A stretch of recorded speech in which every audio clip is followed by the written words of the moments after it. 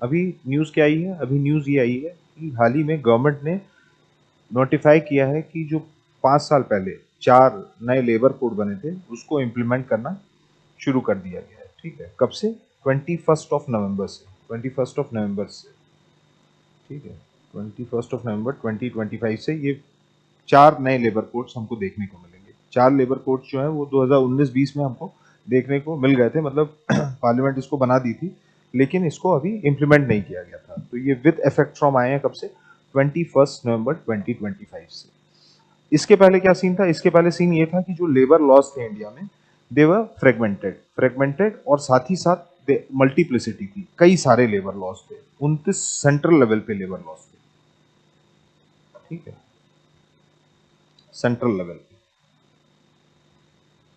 एक चीज हमको और पता है कि लेबर जो है वो क्या है, 7 शेड्यूल में कंकरेंट लिस्ट में आता है। लेबर जो सब्जेक्ट है ये कहाँ आता है? कंकरेंट लिस्ट में। कंकरेंट लिस्ट का क्या मतलब हो गया कि स्टेट और सेंटर दोनों कानून बना सकती हैं जो भी उन आइटम्स पे जो आपके कंकरेंट लिस्ट में दे रखे हैं।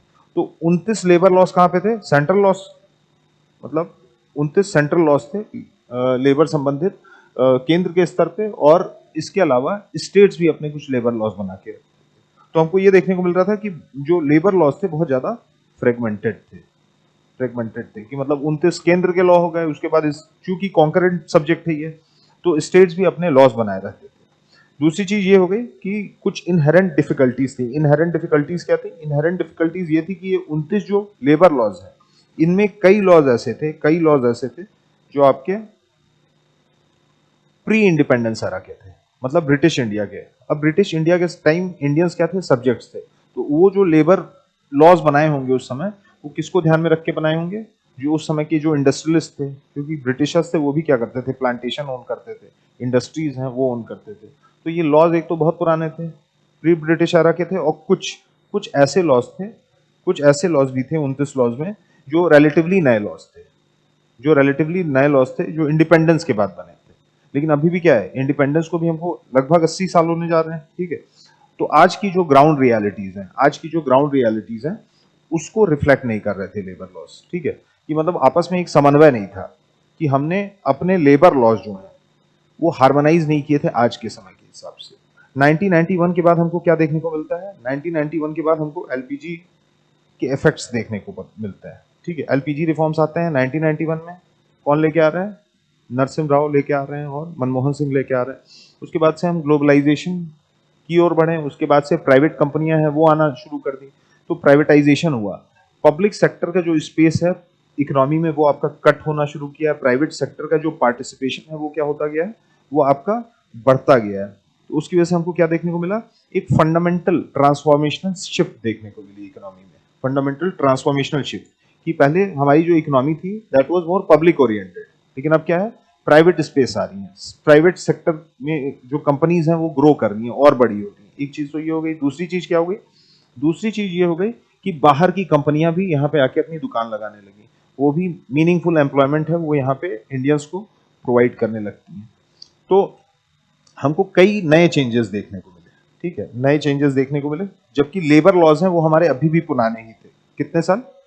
करीब करीब, मतलब प्री ब्रिटिश एरा के थे, या सून आफ्टर इंडिपेंडेंस कुछ लॉज थे वो हमने ड्राफ्ट किए गए थे। अब सून आफ्टर इंडिपेंडेंस वाले जो लॉज होंगे वो उस समय के जो इकोनॉमिक सिनेरियो है उसको ध्यान में रख के बनाए गए होंगे। ठीक है, उस समय जो हमारी इकोनॉमी थी वो ज्यादा सोशलिस्ट टिंज की थी।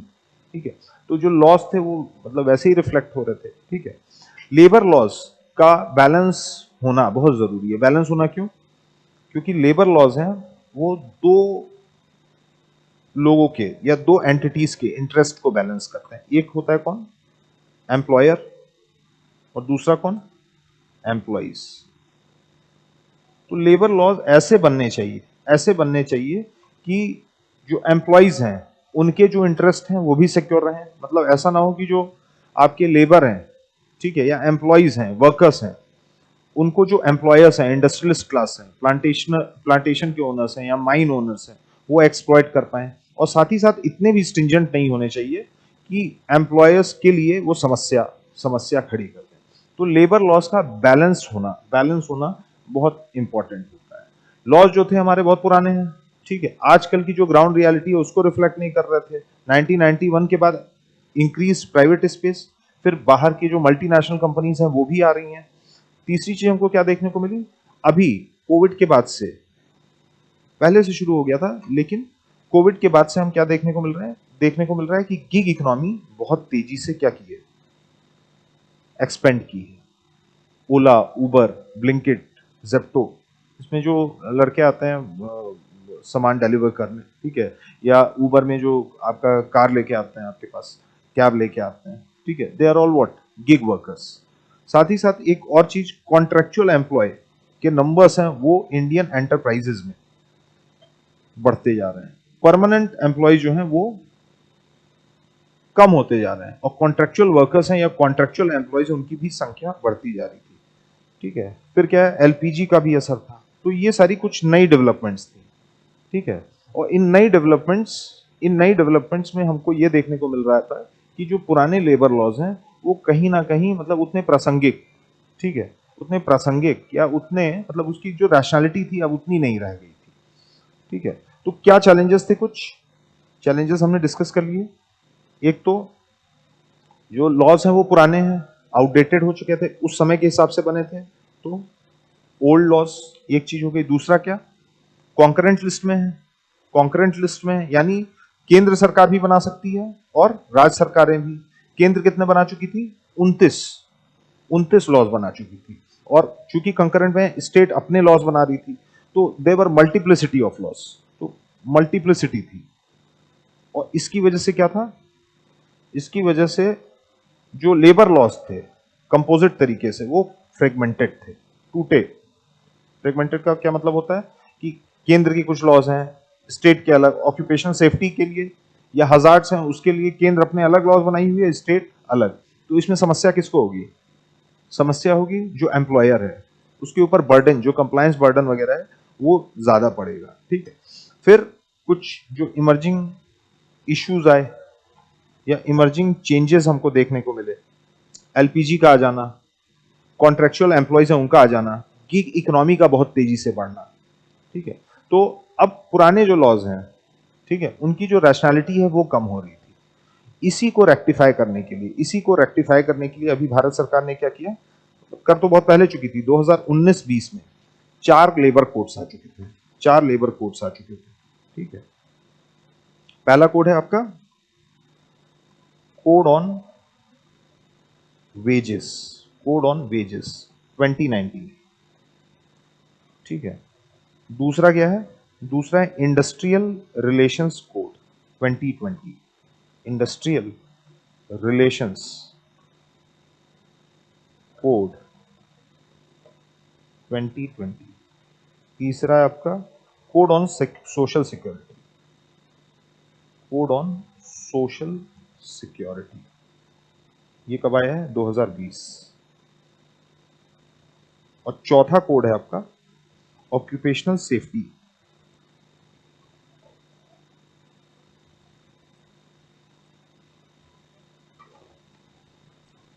Occupational safety health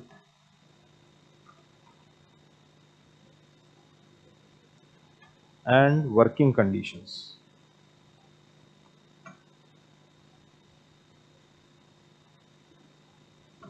code 2020। ये 4 कोड हैं जो 2019-20 मतलब आज से करीब 5-6 साल पहले बन चुके हैं।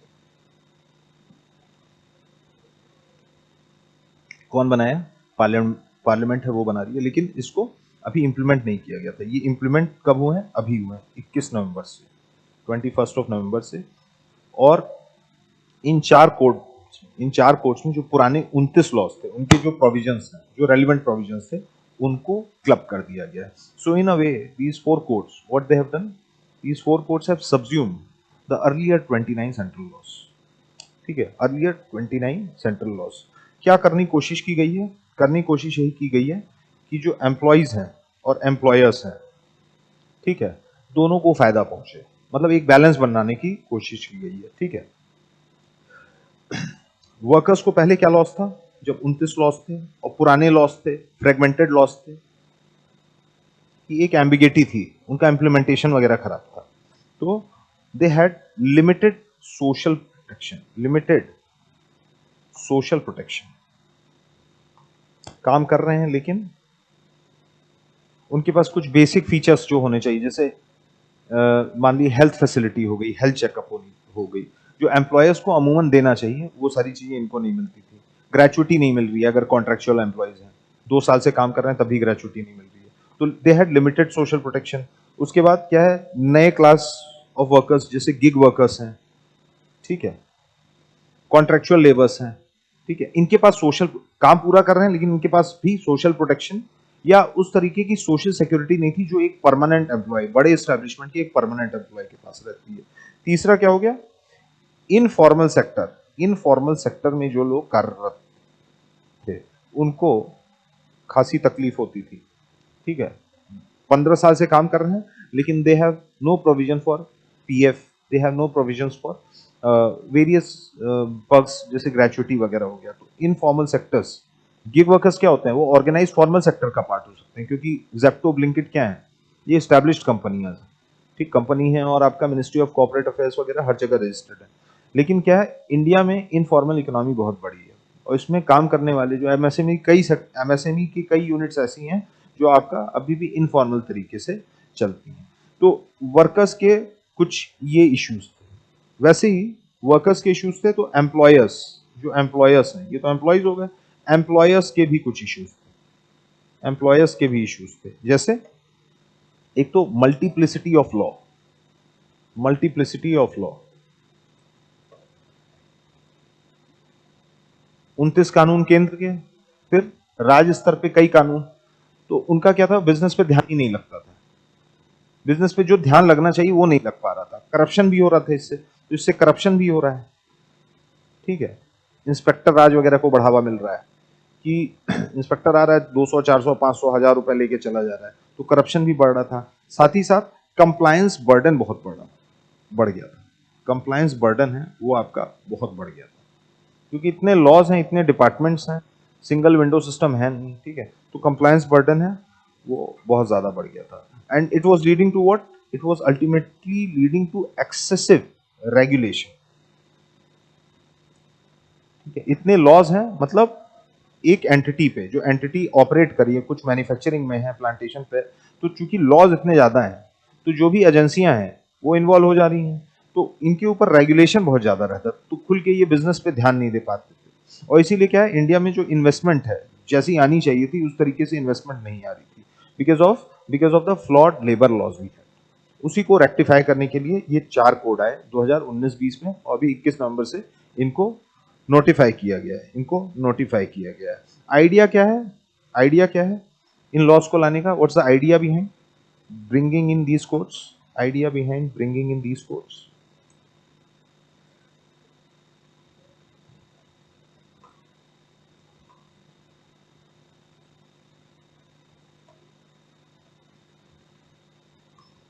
एक तो यह है कि हम अपने जो रेगुलेशंस हैं उनको क्या करें, मॉडर्नाइज करें, अपने जो रेगुलेशंस हैं उनको मॉडर्नाइज करें, उनको हम हार्मोनाइज करें आज की चेंजिंग इकोनॉमिक रियलिटी के साथ, ठीक है। हमको पता है आर्टिफिशियल इंटेलिजेंस आ रहा है, आईओटी आ रहा है, ठीक है, अगर हमको फोर्थ इंडस्ट्रियल रिवॉल्यूशन पुश करना है, मेक इन इंडिया, आत्मनिर्भर भारत जैसे इनिशिएटिव्स को हमको सक्सेसफुल करना है, तो we can't have flawed land laws और फ्लॉड लेबर लॉस। हमको लैंड लॉस को में भी अमेंडमेंट्स करने हैं और हमको साथ ही साथ लेबर लॉज हैं उनमें भी अमेंडमेंट करने थे। तो we have sort of modernised, हम हार्मोनाइज करने की कोशिश की है, मतलब जो ग्लोबल बेस्ट प्रैक्टिसेस है उस हिसाब से अपने जो लॉज हैं उनको सिंक में लाने की कोशिश की है। दूसरा क्या है, we have focused through these 4 labour codes, we have focused on enhancing the welfare of the worker, enhancing the welfare of the worker, welfare of workers, कि अब जो गिग इकोनॉमी थी वो पुराने लेबर कोड्स में छूट रही थी, जो पुराने लेबर लॉस थे छूट रही थी, या नए जो कॉन्ट्रेक्चुअल लेबर्स हैं काम वो कर रहे हैं लेकिन उनके पास जो सोशल सिक्योरिटी होनी चाहिए, रिक्वायर्ड या रिक्विजिट जो सोशल सिक्योरिटी होनी चाहिए वो लैक कर रही थी। तो हमने नए लेबर कोड के माध्यम से उनको उनका जो सोशल सिक्योरिटी नेट है उसको एक्सपेंड करने की कोशिश की है। तीसरा क्या है, we have aligned it with global best practices, aligned with global best practices. और चौथा क्या है?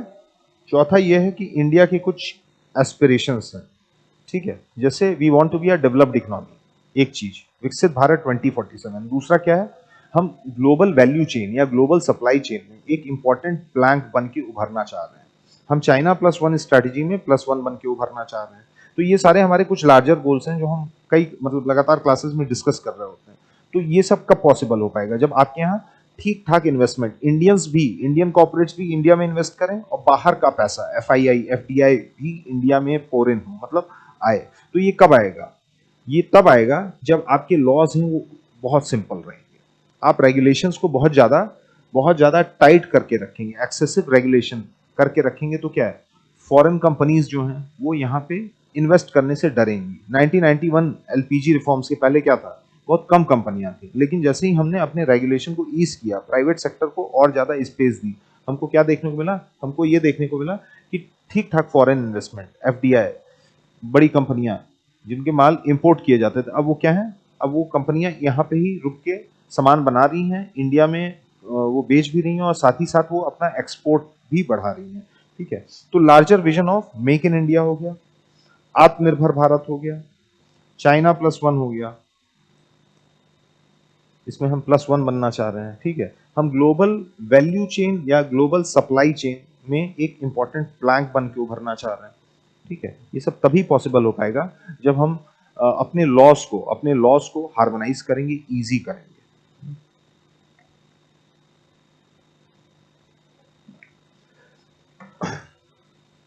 सो these are the four codes.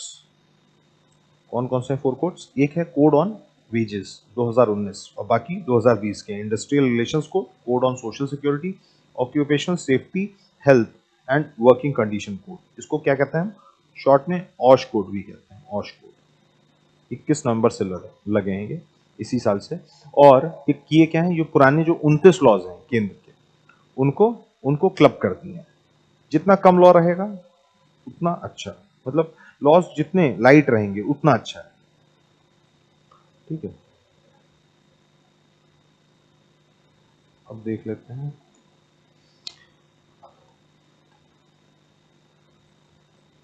ये जो चार कोड्स हैं वो हैं क्या? पहला क्या है? कोड ऑन वेजेस, अभी हमने डिस्कस किया। कोड ऑन वेजेस ये 2019 में पार्लियामेंट बना लिया, इस साल से ये लागू, इस साल से ये लागू होना शुरू हुआ।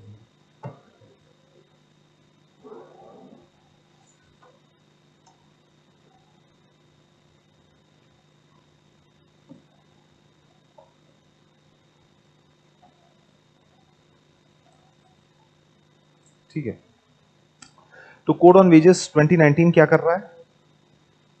It's merging 4 wages and payment related labour laws. मतलब 29 में से चार चार लॉज ऐसे थे जो आपके वेज संबंधित या पेमेंट संबंधित थे, ठीक है। तो उसको ये कोड जो है एक सिंगल कोड में हम पिछले जो चार कोड है 29 में से उसको मर्ज कर दे रहे हैं, ठीक है। कर क्या रहा है ये कोड?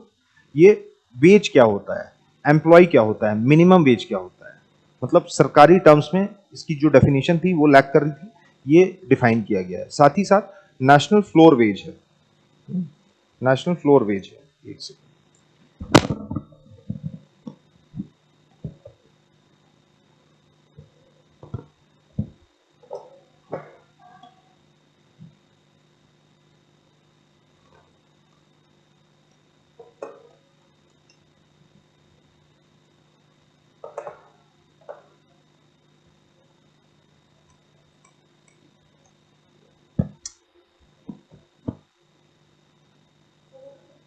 छोड़ दो जो। It amalgamates what? Four wages and payment related wages, ठीक है। एक चीज ये हो गया कि पुराने 29 में से चार लॉज थे जो वेज संबंधित थे या पेमेंट संबंधित थे, ठीक है, उसको मर्ज किया। साथ ही साथ डिफाइन कर रहा है कि वेज क्या होता है, एम्प्लॉय क्या होता है, मिनिमम वेज। साथ ही साथ national floor veg, national floor veg मतलब क्या हो गया? मतलब एक फ्लोरिंग डिसाइड कर दी गई है। फ्लोरिंग एज इन मतलब इसके नीचे कोई पे नहीं किया जाएगा। मिनिमम वेजेस जो है वो डिसाइड कर दिया गया है, ठीक है। इसके ऊपर दिया जा सकता है पैसा, लेकिन इसके नीचे पैसा नहीं दिया जा सकता है, ठीक है। अब ये देखिए, जो wages, employ, national floor wage, ये सारी चीजें जो है वो हर क्लास ऑफ एक्ट्स के लिए कर दी गई हैं।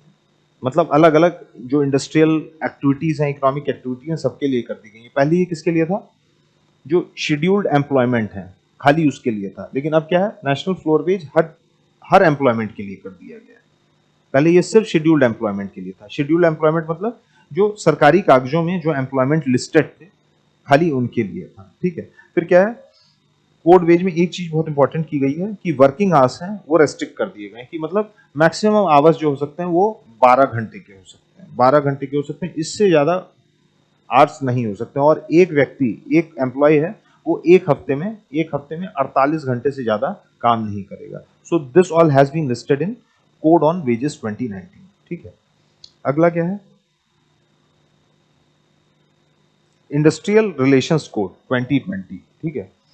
ये क्या कर रहा है, जैसे आपका वेज कोड था वो 4 लॉस को मर्ज कर रहा था, ये 3 लॉस को मर्ज कर रहा है, ठीक है। और ये क्या कर दिया है, ये it has introduced fix term employment, ठीक है। Introduce the concept of fix term employment. Fix term employment पहले से थी।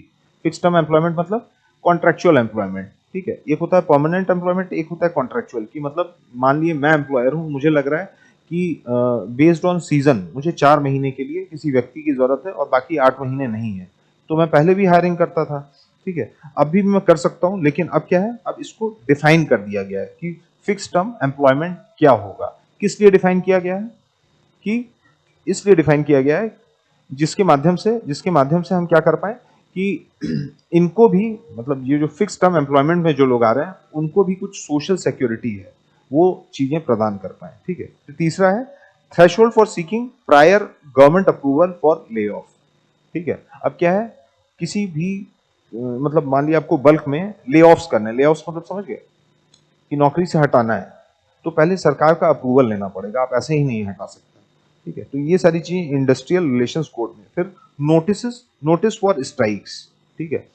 पहले क्या था, 6 हफ्ते पहले देनी पड़ती, अब क्या है 60 दिन कर दिया गया है। इसको 60 दिन मतलब गवर्नमेंट को नोटिफाई करना पड़ेगा, ट्रेड यूनियंस को नोटिफाई करना पड़ेगा कि हम स्ट्राइक करने वाले हैं। पहले ये समय था 6 हफ्ते, अब इसको गिरा के कितना कर दिया गया, 60 दिन के आसपास कर दिया गया, ठीक है। तो ये सारी चीजें हमको इंडस्ट्रियल रिलेशंस कोड है 2020 उसमें देखने को मिल रही है, ठीक है।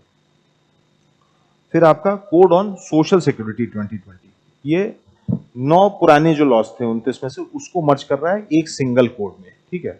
यहां इंपॉर्टेंट काम आपको क्या देखने को मिल रहा है, गिग वर्कर्स। पहले क्या था, गिग वर्कर्स सरकारी गजट में डिफाइंड नहीं था, अब क्या है, इस लॉ में सोशल सिक्योरिटी लॉ 2020 में क्या किया गया है, गिग वर्कर्स या प्लेटफॉर्म वर्कर्स हो गए। प्लेटफॉर्म वर्कर्स क्या हो गए, व्हाट आर प्लेटफॉर्म वर्कर्स, जो ऐप बेस्ड एम्प्लॉयमेंट होती है इनको प्लेटफॉर्म्स कहते हैं ना। ओला एक प्लेटफॉर्म है, ब्लिंकिट क्या है, जेप्टो क्या है, एक प्लेटफॉर्म है। तो इस पे जो एम्प्लॉयमेंट है उसको हम क्या कहते हैं, प्लेटफॉर्म वर्कर्स, ठीक है। तो अभी तक इसकी डेफिनेशन नहीं थी। गिग इकोनॉमी हम सुन रहे थे, गिग वर्कर्स सुन रहे थे, लेकिन सरकारी गजट में इसकी मतलब सरकार भी टर्म यूज कर रही थी। आप पीयूष गोयल को बोलते हुए सुनेंगे कि गिग वर्कर्स के बारे में, गिग इकोनॉमी के बारे में, लेकिन गवर्नमेंट के गजट में गिग वर्कर्स क्या होते हैं इसकी कोई डेफिनेशन नहीं थी। तो अब क्या है, अब इसको डिफाइन कर दिया गया।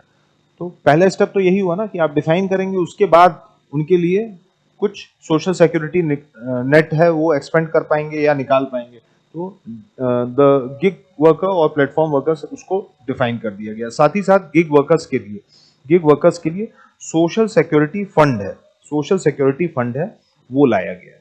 सोशल सिक्योरिटी फंड क्या हो गया, मतलब एक कॉर्पस तैयार किया जाएगा जिसमें केंद्र सरकार, राज्य सरकार और ये जो एग्रीगेटर्स हैं, एग्रीगेटर्स मतलब यही प्लेटफॉर्म्स ओला, उबर, ब्लिंकिट, ये क्या करेंगे, अपने रेवेन्यू का कुछ हिस्सा 1-2% जो है साल के रेवेन्यू का वो इसमें डालेंगे, ठीक है। जो गिग वर्कर्स को ग्रेचुटी या ग्रेचुटी नहीं, मतलब जो भी सोशल सिक्योरिटी प्रोवाइड की जाएगी, हेल्थ हो गया, ठीक है, या इमोल्यूमेंट्स वगैरह हो गए, ये सारी चीजें सोशल सिक्योरिटी फंड से प्रोवाइड की जाएगी। तो सोशल सिक्योरिटी फंड का प्रोविजन कहां पर है आपका, कोड ऑन सोशल सिक्योरिटी। ये क्वेश्चन पूछा, प्रीलिम्स में इस टाइप के क्वेश्चन पूछे जा सकते हैं कि सोशल सिक्योरिटी फंड किस कोड में डाला गया है, ठीक है। तो सोशल सिक्योरिटी फंड क्या है, बेसिकली ये एक कॉर्पस है। This is a corpus where in central government, state government, aggregators और भी जो कंपनियां हैं वो क्या कर सकती हैं, अपनी कॉर्पोरेट सोशल रिस्पॉन्सिबिलिटी के तहत फंड्स हैं वो इस कॉर्पस में, इस फंड में डाल सकती हैं। इसका काम क्या होगा, इसका ऑब्जेक्टिव ये है सोशल सिक्योरिटी प्रोवाइड करना, किनको, जो आपके गिग वर्कर्स हैं, प्लेटफॉर्म वर्कर्स हैं, उनको। ठीक है, फिर क्या है, fix term employees to be at par with permanent workers. ठीक है, मतलब in terms of social security, एक कंपनी में हो सकता है परमानेंट एम्प्लॉय हो जो 60 पे रिटायर करे, एक हो सकता है कॉन्ट्रेक्चुअल एम्प्लॉय हो जो अगले 2 साल 3 साल के लिए जिसको हायर किया गया है। तो दोनों को एक तरीके की सोशल सिक्योरिटी प्रोवाइड करनी है, दोनों को एक तरीके। मान लिए जैसे कई ऑक्यूपेशंस होते हैं जहाँ पे हजार्ड्स ज्यादा है, प्लांटेशन है, माइनिंग है, तो वहाँ मान लीजिए कोई अनटूवर्ड इंसिडेंट हो जा रहा है, तो जो चीजें परमानेंट वर्कर को मुहैया कराई जाएंगी, किसके द्वारा, एम्प्लॉयर द्वारा, वही सारी चीजें एक कॉन्ट्रेक्चुअल एम्प्लॉय को भी मुहैया करानी पड़ेंगी। ठीक है, फिर क्या है, ईपीओ ईपीएफओ कवरेज जो है, जो प्रोविडेंट फंड का एस्पेक्ट है, उसको उसको यूनिवर्सलाइज कर दिया गया है, उसको एक्सटेंड कर दिया गया है, किन के लिए, उन सारी इस्टेब्लिशमेंट्स के लिए, उन सारी इस्टेब्लिशमेंट्स के लिए जिसमें 20 या 20 से ज्यादा वर्कर्स हैं, 20 या 20 से ज्यादा वर्कर्स हैं। So this was code on social security, this was code on social security. Objective क्या है, ऑब्जेक्टिव ये है कि चूंकि हम एक वेलफेयर स्टेट है, ठीक है, तो सिटीजन्स का वेलफेयर, वर्कर्स का वेलफेयर, एम्प्लॉयज का वेलफेयर, ठीक है, ये सिर्फ एम्प्लॉयर की जिम्मेदारी नहीं बनती, ये आपका मुख्यतः किसकी जिम्मेदारी है, सरकार की जिम्मेदारी है। तो सरकार ये जिम्मेदारी कैसे निभाएगी, लॉज बना के। ठीक है, तो इसीलिए ये कोड ऑन सोशल सिक्योरिटी बनाया गया है। ठीक है, अगला है आपका occupational safety, health and working condition. यहाँ पे bulk of the laws club किए गए, 29 में से 13 लॉज थे जो occupational safety, health, working condition, occupational hazard से एसोसिएटेड थे। कहाँ पे, सेंट्रल के लेवल पे। तो 13 कुल लॉज थे। अब क्या किया गया, इन 13 के 13 लॉज को क्लब करके सब्ज्यूम कर दिया गया है एक लॉ में, ऑक्यूपेशनल सेफ्टी। इसी को हम कहते हैं Osh, Osh code, Osh code. ठीक है, इसमें होगा क्या, इसमें सरकार ने क्या किया है, एक तो गवर्नमेंट हैज स्ट्रीमलाइन कंप्लायंसेस, का मतलब क्या हो गया कि एम्प्लॉयर्स को जैसे अलग अलग विभाग पे जाना पड़ता था, जैसे occupation safety, health, working condition, इसमें क्या है, आपको फायर सेफ्टी है, उनसे भी कुछ एनओसी लेना है। ठीक है, उनसे भी क्या कहते हैं, इंस्पेक्शंस करवाने हैं, आपको फायर सर्टिफिकेट लगाना है अपनी बिल्डिंग में। हेल्थ के लिए आपको मिनिस्ट्री ऑफ हेल्थ के पास जाना है। ठीक है, और भी डिपार्टमेंट ऑफ लेबर है, उससे भी आपको क्या करना है, कोऑर्डिनेट करना है। अब क्या है, इनके खुद के रूल्स रेगुलेशंस बहुत ज्यादा थे, इनके खुद के रूल्स और रेगुलेशंस बहुत ज्यादा थे। अभी क्या किया गया, अभी ये किया गया है कि सरकार ने अभी इस कोड के माध्यम से सरकार ने क्या किया है, जो ये कंप्लायंसेस हैं उसको कम कर दिया है, स्ट्रीमलाइन कर दिया है, स्ट्रीमलाइन कर दिया है कि मतलब एक सिंगल विंडो सिस्टम बनाना। अब ये धीरे धीरे होगा, मतलब अभी तो विद इफेक्ट आ गया, अभी और रूल्स अभी इस पे बनेंगे। ठीक है, तो उसमें ये हो सकता है कि पहले मान लीजिए 10 पेपर साइन करने पड़ते थे, अब क्या है 3 पेपर बस साइन करने पड़े। तो एम्प्लॉयर जो मैन्युफैक्चरिंग यूनिट है, ठीक है, या कोई फैक्ट्री है, तो उस पर जो कंप्लायंस बर्डन है वो क्या हो गया, कंप्लायंस बर्डन है आपका कम हो गया है। ठीक है, तीसरा है कि now women are permitted to work in night shifts. Now women are permitted to work in night shifts, लेकिन इसमें 2 कंडीशन लगाए हैं। एक, the women should be giving consent, मतलब the women should be willing to work, कि ठीक है मैं नाइट शिफ्ट में काम करने को रेडी हूँ। और दूसरा कंडीशन क्या है, दूसरा कंडीशन ये है कि एम्प्लॉयर जो है जहां वो काम करने जा रही है महिला, मतलब the employer has to ensure कि उसकी जो सेफ्टी है वो बनी रहे। तो ये 2 कंडीशन है, कंसेंट और दूसरा सेफ्टी एंश्योर करना, किसके द्वारा, एम्प्लॉयर द्वारा। ठीक है, फिर है इंटर स्टेट माइग्रेंट वर्कर। ठीक है, इस टर्म को भी डिफाइन किया गया है, क्योंकि इंडिया में हमको क्या देखने को मिलता है, इंटरनल माइग्रेशन। यूपी बिहार के लोग हैं वो कहाँ जा रहे हैं, बैंगलोर जा रहे हैं। ठीक है, ब्लू कॉलर वर्कर के तहत भी जा रहे हैं और आईटी वर्कर या मैनेजरियल पोजीशंस पे भी जा रहे हैं एमबीए करके। तो इंटर स्टेट माइग्रेंट वर्कर्स बहुत ज्यादा है। ठीक है, तो अब पता चल रहा है कि वो हैं नेटिव कहाँ के, ईस्टर्न उत्तर प्रदेश के या बिहार के, लेकिन काम कहाँ कर रहे हैं, तमिलनाडु में काम कर रहे हैं, गुजरात में काम कर रहे हैं। ठीक है, तो इनकी भी सोशल सिक्योरिटी किसकी जिम्मेदारी बन जाती है, स्टेट की जिम्मेदारी बन जाती है।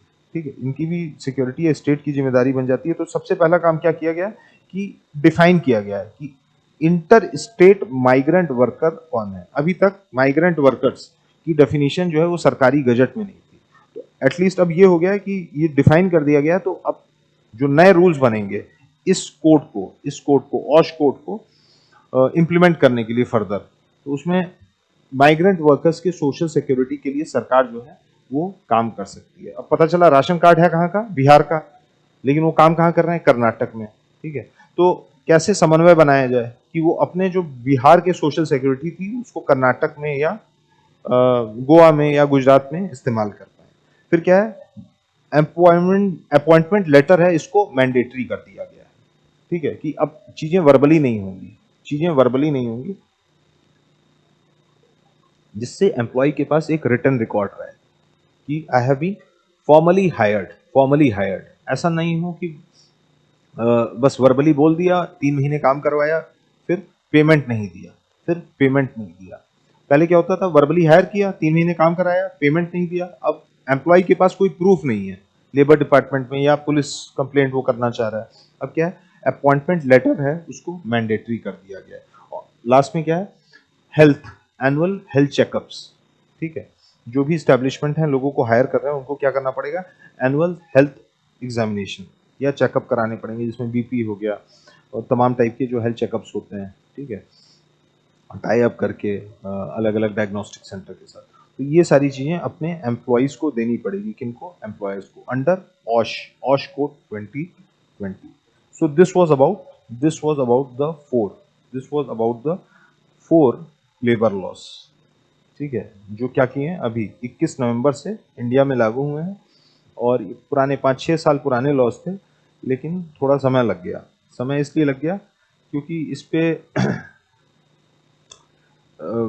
सरकार क्या कर रही थी कि स्टेक होल्डर्स हैं, आपके वेरियस इंटरेस्ट ग्रुप्स हैं, ट्रेड यूनियंस हैं, ठीक है, इंडस्ट्री, सीआईआई है, एसओ काम है। अब इसमें अलग अलग स्टेक होल्डर्स है ना, तो सब क्या चाह रहे थे, कुछ थोड़े बहुत अमेंडमेंट्स हो जाए, क्योंकि अलग अलग स्टेक होल्डर्स हैं और एम्प्लॉयर्स के जो इंटरेस्ट हैं वो एम्प्लॉयज के इंटरेस्ट से अलग होंगे। ट्रेड यूनियन की और डिमांड रहेगी। ट्रेड यूनियन क्या कह रहे होंगे इन बिल्स को, ट्रेड यूनियन वाले कह रहे होंगे कि ये कैपिटलिस्ट के फेवर में है। ठीक है, और जो एम्प्लॉयर्स हैं वो क्या कह रहे होंगे, ये बहुत स्ट्रिंजेंट है, ये प्रो लेबर ज्यादा आपने कर दिया है, अब हमारे लिए समस्या पैदा होगी। तो मतलब एक समन्वय बनाने में, कोऑर्डिनेशन बनाने में थोड़ा सा समय लग गया, लेकिन फाइनली वी हैव सीन कि इसको पास कर दिया गया। अब एलिगेशन भी लग रहे हैं, एलिगेशन ये लग रहे हैं कि ट्रेड यूनियन ये कंप्लेन कर रहे हैं, कि जैसे स्ट्राइक वगैरह हैं, इसके प्रोविजंस को स्ट्रिंजेंट कर दिया गया है। एम्प्लॉयर्स क्या कह रहे हैं, कुछ एम्प्लॉयर्स का ये कहना है या कुछ इंडस्ट्री लीडर्स का ये कहना है कि ये जो लॉज आए हैं they are more in favour of labour. ठीक है, तो गवर्नमेंट को क्या करना है, यही जो खींचातानी हो रही है इसको बैलेंस करना है। टाइट रोप वॉकिंग के माध्यम से फाइनली हमने ये देखा कि 5-6 साल बाद इन लॉस को, जो 4 लेबर कोड हैं जो बहुत पहले आ गए, 2020 में आ गए थे, 19 में आ गए थे, उसको सरकार ने कोडिफाई करके इम्प्लीमेंट करना शुरू कर दिया है। ठीक है,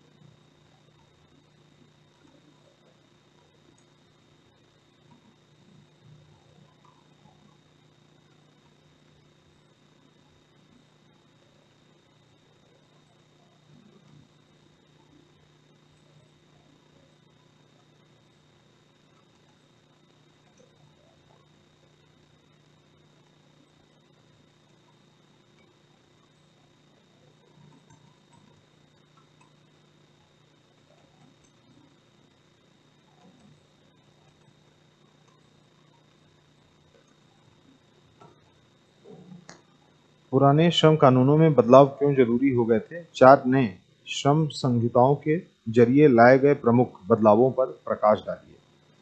Why changes in earlier labor laws became necessary? Became necessary. Highlight the salient changes that have been brought through four new labor codes. Through four new labor codes.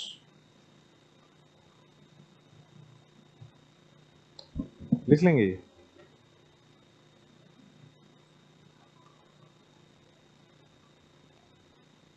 अब ये क्वेश्चन हाई चांसेस आपको mains में दिखे, ठीक है? इसमें पूछेंगे क्या आपसे?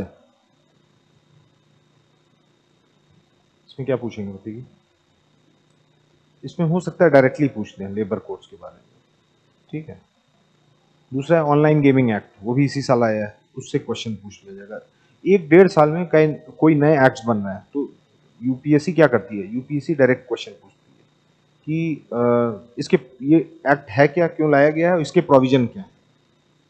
ये पिछले 1-1.5 साल में जो लॉज हमको देखने नए एक्ट्स देखने को मिले, वही 5 साल 6 साल पुराने एक्ट पे या लॉ पे क्वेश्चन पूछा जाएगा, तो वो कैसा क्वेश्चन पूछा जाएगा? आपसे कभी नहीं पूछा जाएगा कि इसकी प्रोविजंस क्या है। प्रोविजंस हमारे हमेशा नए वाले लॉज पे पूछा जाएगा। पुराने लॉज पे आपसे पूछा जाएगा इसको क्रिटिकली इवेल्युएट करिए, ठीक है? या इसको एनालाइज करिए कि मतलब क्या जिस काम के लिए ये लॉ लाया गया था पूरा हुआ है, ठीक है? इसमें क्या शॉर्टकमिंग्स है? तो पुराने लॉज पे पुराने एक्ट्स पे एनालिसिस पूछी जाएगी, इवैल्यूएशन पूछा जाएगा। नए लॉज हैं उसमें क्या पूछा जाएगा? उसमें ऑब्जेक्टिविटी रखी जाएगी, प्रोविजन। जैसे डीपीडीपी एक्ट आया 2023, तो सीधे पूछ लिया कि डीपीडीपी एक्ट है क्या, इसके प्रोविजंस क्या है, ठीक है? लेकिन आरटीआई पे मान लीजिए क्वेश्चन आ जा रहा है, ठीक है? या मान लीजिए कंपटीशन कमीशन ऑफ इंडिया पे क्वेश्चन आ जा रहा है, तो आपसे पूछा जाएगा कि इसको इवैल्यूएट करिए कि क्या इससे कंपटीशन बढ़ा है प्राइवेट स्पेस में या इकोनॉमिक स्फेयर में। इस टाइप की क्वेश्चंस पूछे जाएंगे, ठीक है?